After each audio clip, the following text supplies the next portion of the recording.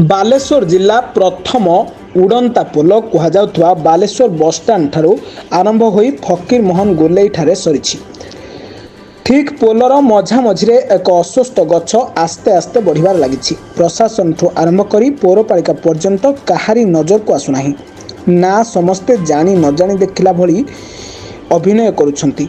Bridge तले बहुत दोकानी बसुछंती, बेपार करी निजे और निज परिवार पेट पोषुछंती। गछ बड़ होई चेर माड़ी जाई जदि पक्का खंडे खसी पड़िबो काहा मुंडरे पड़िबो तो कौन अवस्था हेबो। आमे गछटिए लगाई तार जत्न नहीं बड़ करिवार आदर रे बड़ भी करिथाउ, किंतु छात उपरे गछटे उठिले आमे ताकू ओपाड़ी देइथाउ। गछ जेउ जगारे लागिबा कथा सेई जगारे ही लागे, अन्य आड़े नुह, कारण चेर माड़ी छात फटाई देइथाए। तो एठी प्रश्न उठुची जे ओभरब्रिज उपरे एते बड़ गछ हेला केमिति, प्रशासन नजर अछि कि नाही।